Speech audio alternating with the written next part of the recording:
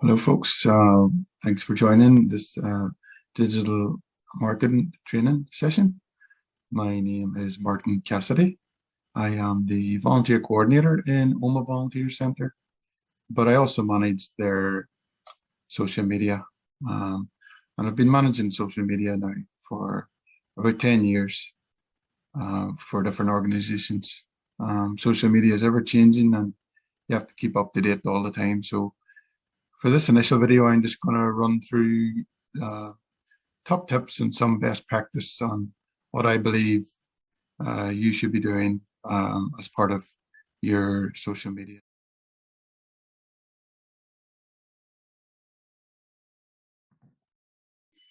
Hi, folks. I'm just going to share a screen here for our first tip. So you can see here I'm sharing Oma Volunteer Centre's Facebook page. So my first tip is do not create a personal profile for your business. So this is a business page created for Oma Volunteer Centre. If you create a personal account for a business, that goes against Facebook's terms of service. When you create a business page, you have lots more content creation tools.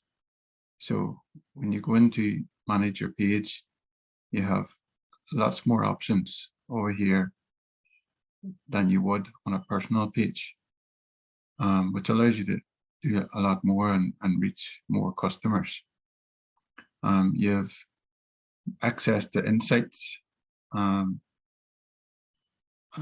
this helps you look at your analytics to see what's working and what's not working. If you create a personal profile, that would create issues for your customers because they have to add you as a friend in order to see what you're posting.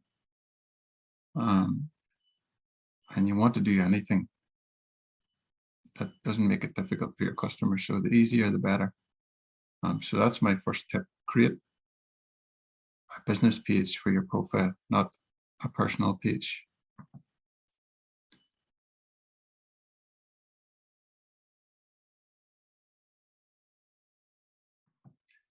So for tip 2, I'm going to talk about page roles.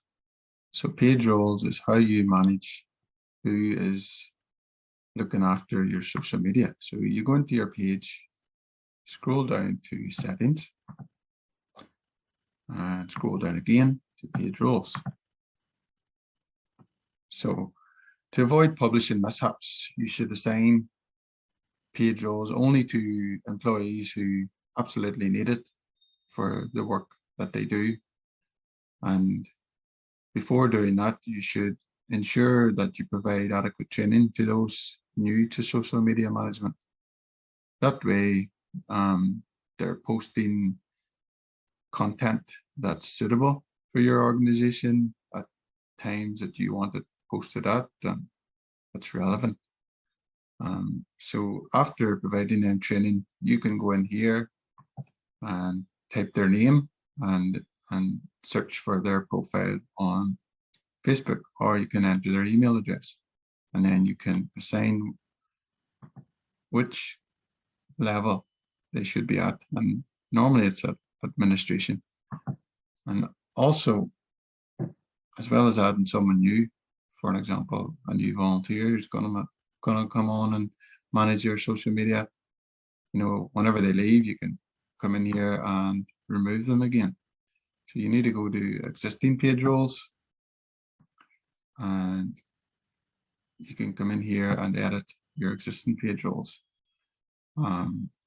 If you have a new member of staff, you can come in here and add them and change the role that they have.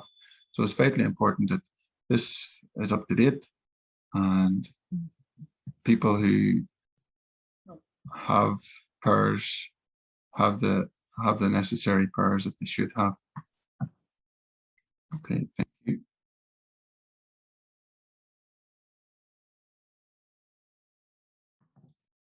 So I'm going to introduce tip 3. For my third tip is choosing a recognizable profile picture as well as a cover picture. As you can see, these are the two main areas that people see when they go into your page. So they have to represent your brand as well as possible. So you'll want to choose for your profile picture a company logo, or maybe a headshot if you're a consultant, for example, or a freelancer. But normally it's a company logo, and you need to make sure that it fits. You can use free editing tools such as Canva, which I'll send out in the guides later, how to do that. It has to be the right size to fit the Facebook profile photo, and as well as the cover photo. Again, it has to be the right size in order to fit desktop computers or mobile. For the cover photo, you can find images that are relevant to your organization. You can create them yourself, again, using, I would suggest, Canva. It's free. Or you can find free images by using free websites. A couple that I know of are Unsplash, UNSPLASH, Unsplash, or Pixabay, PIXABAY, or just type into Google free images.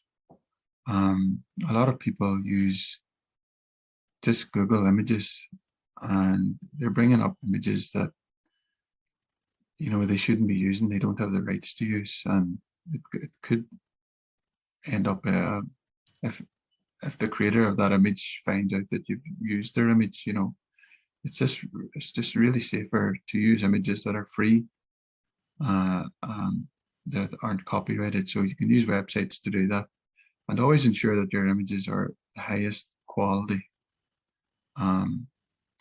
possible, and they're not pixelated or blurry, and that they're representing your brand as best as can be. One last piece of advice is your cover photo. You can update it, you know, now and then, once a month or every season. For example, this cover photo I have created for it's relevant to her now because we're doing a training program, so it's out there and people can see it when they come into your page. So that's tip 3 for your cover photo and your profile picture.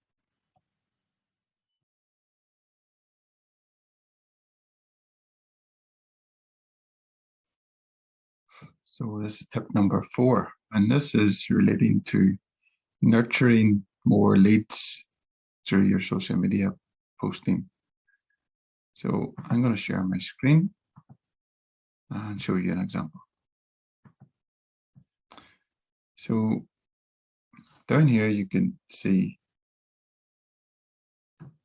a recent post that I posted this morning on our social media. So it's about recruiting volunteers for a local ladies football team. So every post that you create on social media, it should serve a purpose, you know, it's brand awareness or giving information to your followers. You should always be aiming to get some sort of engagement through that post. And by engagement, I mean them sending you a message or liking it or commenting on it. So I always give a call to action on nearly every post. So a little bit about what the volunteering opportunity is. If this is something you're interested in, please send us a message. And as part of that, I have, when they click on the post, it automatically comes up that they can send a message. You're trying to make it as easy as possible that people can contact you. Now, to do that, you can go into publishing tools,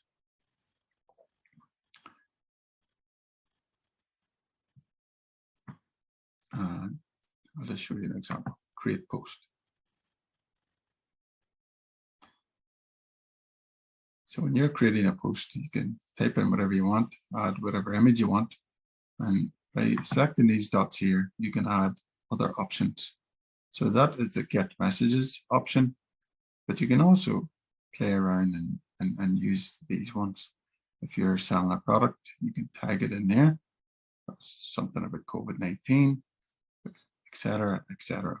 But it's always good to have that get messages as part of your post so that people can click on that post that you've just shared and automatically get in contact with you regarding it.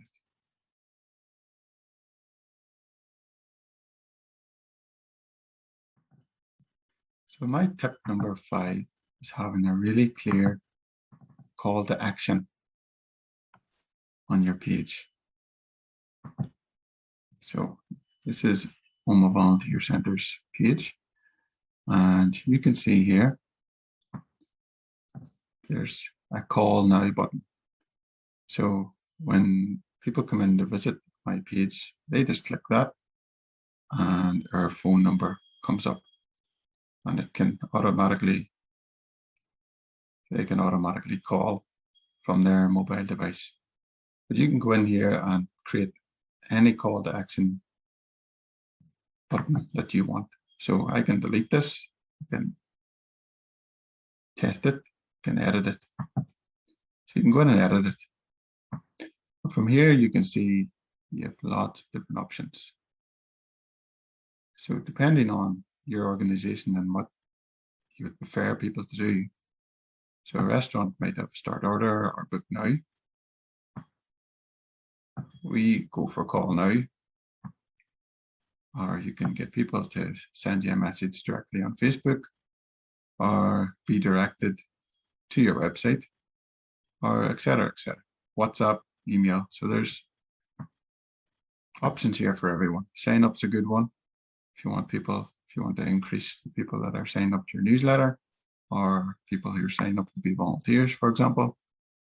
Or you can always change this about.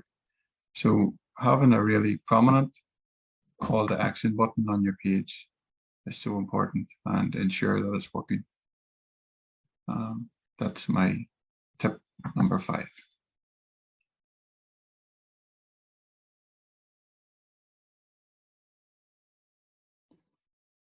So for my tip number 6, this is all about the About You section on your Facebook page. So you should come in here and scroll down, go to Edit Page Info. Now, the About section, this should be filled out with all your basic information. This is one of the most important sections of your Facebook page. It's one of the first places people go to find out information about your company, including other social media channels, your website, your phone number, your email address, and information about what your company does. You need to make sure that it's clear and concise, there's no spelling mistakes, it's factually correct. All the information that they request here is listed. You can go in here and change your opening hours, for example. Over the holidays, you can go in there and change it so that it's always up to date. Or, for example, you can use this temporarily closed if you're closed for COVID. And you can put additional information that covers everything down here. So I would always go in and check that all this information is up to date and relevant, because organizations are always changing, moving addresses, having new phone numbers, new email addresses. Really make sure that this is up to date, because people, and I know I always use it for organizations to find out information that I'm searching for.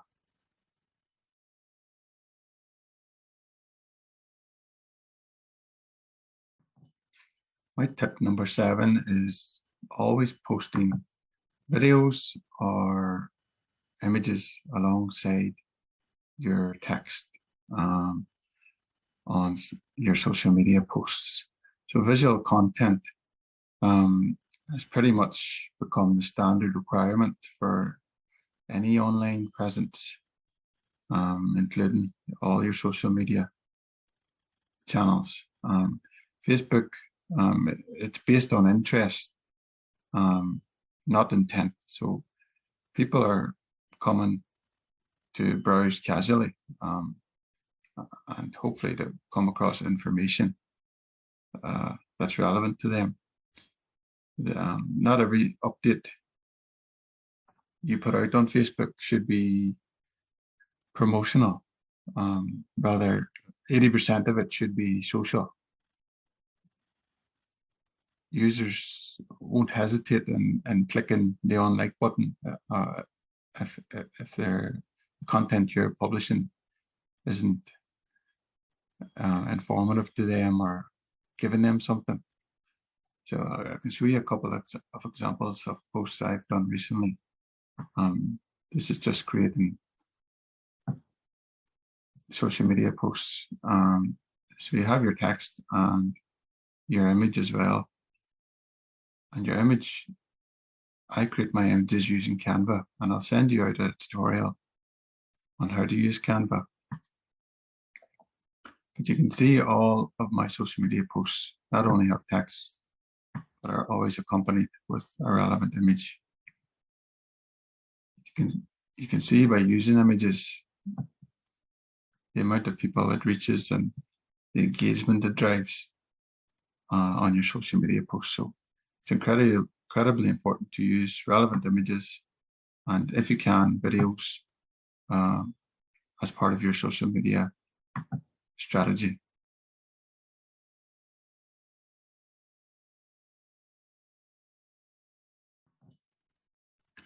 My next tip is determining the ideal timing and frequency of when to post. An important consideration for any Facebook strategy is how frequent you post and when. If you don't post frequently enough, you look like you're an unreliable organization or not authentic. So like, how much faith would you put in a brand that hasn't posted for months or hasn't updated its Facebook?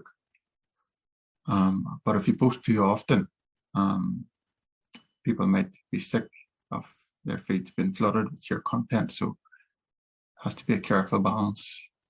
My personal advice would be 1 or 2 posts maximum per day on Facebook. Now, in regards of timing posts, I can give you some advice on how to find out the best time to post to reach the most users. So if you go in to your page, go to Insights, go to Posts. Now this will load some information about when your fans are online. So you can go in here and see which days. This is the number of fans who were on Sunday. And by going through each day, it shows you what times are online. So the number of people online at 9 AM was 800. At 3 PM, where it peaks. 1 PM it peaks at 900. So you can use these times to think, when's best to post my content? You know, is it in the evening when nobody's online, nobody's going to see it? Or is it first thing in the morning when everybody's logging in? Or is it in the afternoon?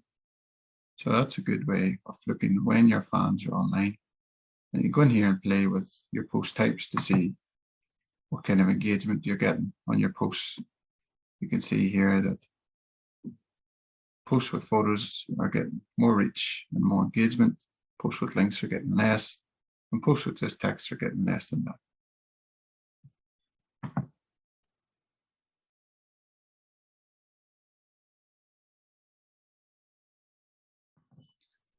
So my next tip is pinning important posts to the top of your Facebook page. When you post new content on your Facebook page, older posts get pushed further down your timeline. But sometimes you might have a specific post that you want to stay on top of your page for longer, even after you publish new updates. So to solve this, Facebook offers the ability to pin a post to the top of your page. So in order to do this, here is a post that I would like to pin to the top of my page. It's in our current training program. So you can just make the post as you would normally. You go to these three dots on the top. You can use this for various reasons, but I'm looking for pin to top of page. And it's as simple as that.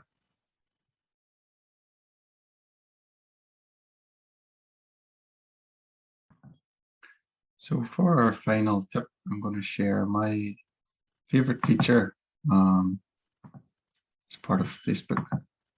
It's a lifesaver. So it's scheduling posts.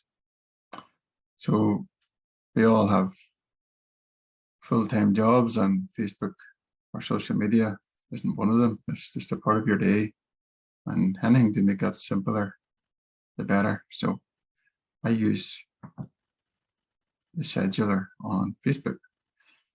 This way you can schedule posts, upcoming posts for however long you like. So you go into schedule posts. Now you can see here I have scheduled posts over the next few days. This just helps me sit down and schedule posts for the upcoming week. You can schedule what time, date, and these can always be changed. So, for example, I've scheduled this post on a certain time and date. I can go in, I can publish it now if I want. I can reschedule it till another date, or I can delete it completely. You can also go in and look at your published posts and see how they have been performing, how they've been reaching. Let me show you an example of how to schedule a post. You just go in and type your post, put in your photo, hit your get messages button, and you can see down here there's an option to share now or schedule. Go into schedule, select your date, tomorrow 6 p.m. and you hit schedule. And and you click schedule post, and then that will automatically go into, it says published, but it won't publish until you asked it to do so. So you can see it's went in here. I can go in here and delete this, but obviously I'm not going to post that. But that's how to schedule posts on Facebook. Delete that one. It's a real lifesaver. Just to plan in advance the content you're going to put out there to your followers.